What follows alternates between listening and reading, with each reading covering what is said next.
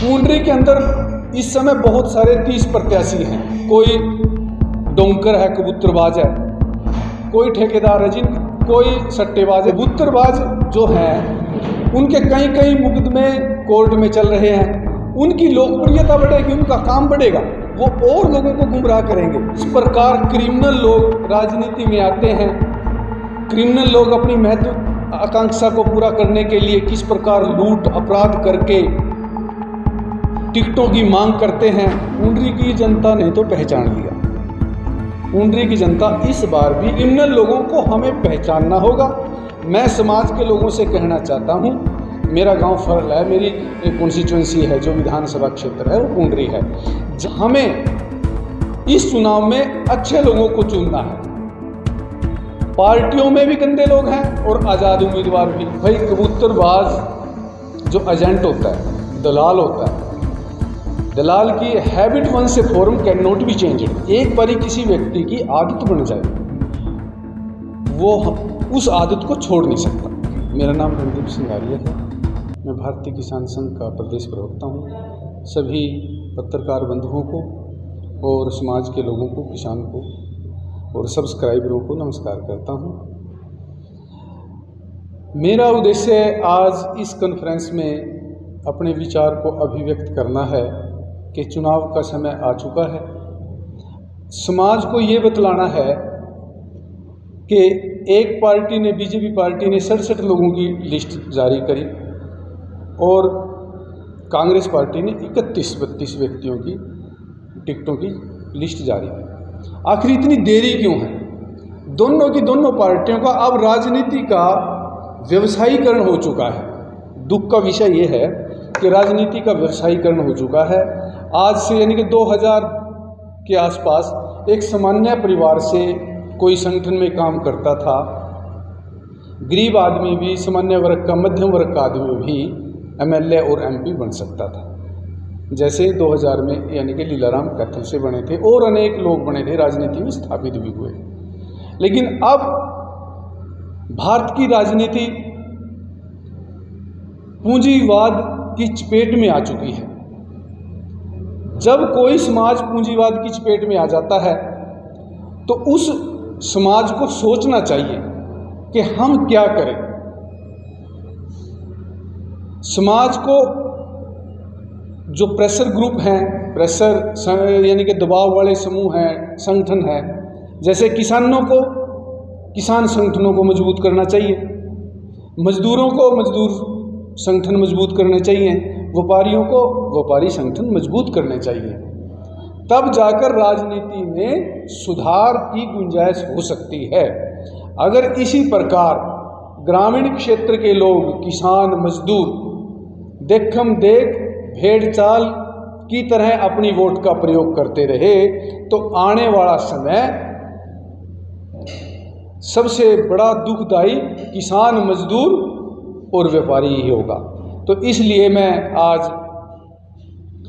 Press conference के माध्यम से लाइव या पत्रकारों के समक्ष आया हूं कि अगली जो प्रेस कॉन्फ्रेंस हम करें तो उसका कोई फ़ायदा नहीं होगा, क्योंकि भारतीय किसान संघ अराजनीतिक संगठन है।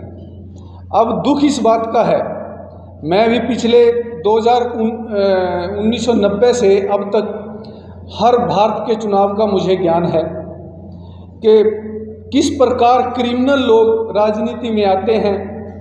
क्रिमिनल लोग अपनी महत्वाकांक्षा को पूरा करने के लिए किस प्रकार लूट अपराध करके टिकटों की मांग करते हैं। फिर पार्टियों वाले भी कम नहीं।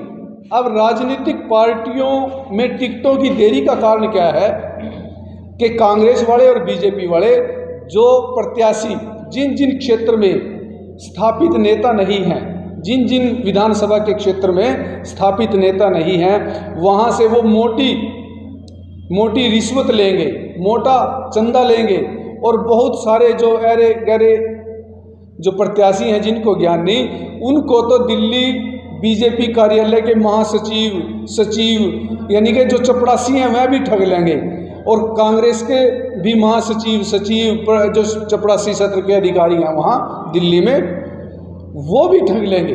मुख्य बात है ये। क्रिमिनल लोग कौन, किनको कह रहे हो आप, कौन है लोग? भाई देखो, क्रिमिनल लोगों की सूची बहुत लंबी है, कि जैसे नाम नहीं ले सकते, चुनाव का दौरान है। क्रिमिनल लोगों को हमें पहचानना होगा। मैं समाज के लोगों से कहना चाहता हूँ, मेरा गांव फरल है, मेरी कॉन्स्टिट्यूंसी है जो विधानसभा क्षेत्र है वो पूंडरी है। ज़्यादातर देखा है मैंने, अपनी प्रेस कॉन्फ्रेंस में पहले भी कहा है, कह चुका हूँ कि रैलियों में ग्रामीण क्षेत्र के लोग जाते हैं। देखो, मजदूर रैली में नहीं जा सकता, व्यापारी में रैली में नहीं जा सकता, काम खराब होगा, और सर्विसमैन रैली में नहीं जाता, शहर का व्यक्ति रैली में नहीं जाता। तो शोषण कौन कराते हैं? ग्रामीण क्षेत्र के किसान वर्ग के लोग। मेरा भारतीय किसान संघ का प्रदेश प्रवक्ता होने के नाते किसान वर्गों के लोगों से निवेदन है कि रैलियों में जाकर अपनी बेइज्जती ना कराएं, संबंधित अपने किसान संगठनों को मजबूत करें। तुम्हारी कोई सुनने वाला नहीं। इस बार जितने भी 90 के 90 टिकट बांटे जा रहे हैं, उनमें से एक दो व्यक्ति जैसे श्याम सिंह राणा है, किसान हो सकता है, नहीं तो यानी कि 89 जो सदस्य हैं वो सारे के सारे ब्यूरोक्रेट से या व्यापारी किस्म के लोग आते हैं, और उन लोगों को किसान से किसी प्रकार की सहानुभूति नहीं है। मैं पुनः सभी चैनलों के माध्यम से, मीडिया के माध्यम से समाज के लोगों से निवेदन करता हूं, हमें इस चुनाव में अच्छे लोगों को चुनना है। पार्टियों में भी गंदे लोग हैं और आज़ाद उम्मीदवार भी। आप पूंडरी विधानसभा से आते हो, क्या पूंडरी में भी कोई चुनाव लड़ रहा है क्रिमिनल? पूंडरी के अंदर इस समय बहुत सारे 30 प्रत्याशी हैं। 30 में से मैंने पीछे भी कहा था कि कोई डोंकर है, कबूतरबाज है, कोई ठेकेदार है, कोई सट्टेबाज है। ऐसे लोगों की संख्या पूंडरी में ज़्यादा है और मैं उनका विरोध करता हूं। मैं पूरे समूचे हरियाणा के लोगों से निवेदन करता हूं कि हमें राजनीति को संवारना है। कबूतरबाजी का क्या है? एक मिनट, राजनीति बहुत अच्छी चीज़ है। राजनीति की परिभाषा है, राजनीति संस्कृति की अवधारणा, राजनीति में स्थापित अंतर्विषय दृष्टिकोण, यानी कि राजनीति परिमाप है। बहुत अच्छा एक डिग्री है। तो हमें राजनीति, अच्छे लोगों को राजनीति में लाना है, अच्छे लोगों को वोट दें, अच्छे लोगों का सहयोग करें, जो गलत लोग हैं उनका बायकॉट करें और इनकी रैलियों में ना जाएं। कबूतरबाजी का अपने विशेष छेड़ा, क्या रहता है कबूतरबाजी में, किस तरह का काम रहता है, उन लोगों को क्या नुकसान है? भाई, कबूतरबाज जो एजेंट होता है, दलाल होता है, दलाल की हैबिट वन से form can not be changed. एक बारी किसी व्यक्ति की आदत बन जाए, वो उस आदत को छोड़ नहीं सकता। मेरी कॉन्स्टिट्यूंसी में नहीं, पूरे हरियाणा सत्र पर देखा। तो अगर उन कबूतरबाजों को जनता चुन लेती है, उनको टिकट मिलती है, तो जनता का क्या नुकसान हो सकता है? जनता का नुकसान है, जनता को ही लूटेंगे वो, यानी कि समाज को लूटेंगे, सरकार को लूटेंगे। अब भाई जनता गुमराह होके अपना ही नुकसान करेगी। कबूतरबाज जो हैं उनके कई मुकदमे कोर्ट में चल रहे हैं, उनकी लोकप्रियता बढ़ेगी, उनका काम बढ़ेगा, वो और लोगों को गुमराह करेंगे। एक कबूतरबाज की बात नहीं है, सट्टेबाज भी हैं। हरियाणा सत्र पर अगर शाहबाद से जितने भी कैंडिडेट आते हैं, अब से नहीं पहले से ही, जब से रिजर्व हुआ, तो ज़्यादातर स्मगलर टाइप प्रवृत्ति के आते हैं, तो वो स्थापित होते चले जाए। जब एक आदमी स्मगलर एमएलए बन जाता है, एक उग्रवादी, अब अमृतपाल बनया, देखो ना, एमपी बन जाता है, तो वो फिर वो विचार बढ़ने लग जाता है, उसका अनुसरण करने लग जाते हैं लोग। तो इसलिए मेरा हरियाणा की जनता से एक निवेदन है कि वोट के साथ साथ जिस भी व्यक्ति की रैली में जाए वो अच्छा हो, उसका चरित्र अच्छा हो, उसकी पृष्ठभूमि अच्छी हो, ये सभी मानकों को ध्यान में रखकर जाएं। और जो लफंडर लोग हैं, राजनीति में क्रिमिनल लोग आए हुए हैं, उनका बायकॉट करें। ये आप सभी लोगों का धर्म बनता है, सभी समाज के लोगों का दायित्व बनता है। समाज राष्ट्र से बड़ा होता है, समाज ही तय करेगा अच्छे लोग कौन हैं। पूंडरी की जनता कैसे पहचानेगी उन लोगों को? पूंडरी पर मेरा विषय तो पूरे हरियाणा का है, तो पूंडरी की जनता ने तो पहचान लिया। पुंडरी की जनता इस बार भी अच्छे व्यक्ति को आज़ाद उम्मीदवार बनाएगी। मुझे लग रहा है, हमारे वहाँ की जो समीकरण है लगभग तय है कि आज़ाद उम्मीदवार ही यहाँ एमएलए बनेगा।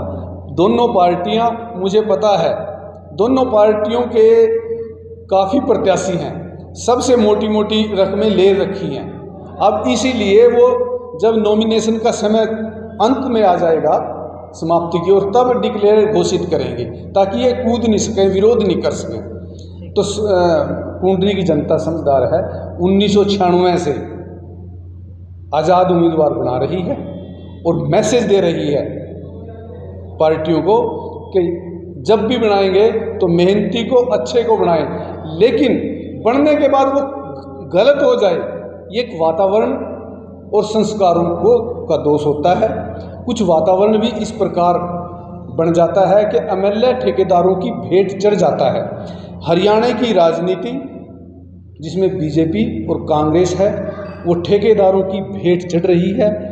इस समय हरियाणा के अंदर 90 सीटों पर 45 सीटों पर ठेकेदार, कबूतरबाज और यानी कि जो शराब माफिया, जो एनडीपीएस के जिनके मुकदमे दर्ज हैं, वो लोग सक्रिय हैं। उन लोगों को पहचानना है और समाज को अच्छा नेतृत्व देना है।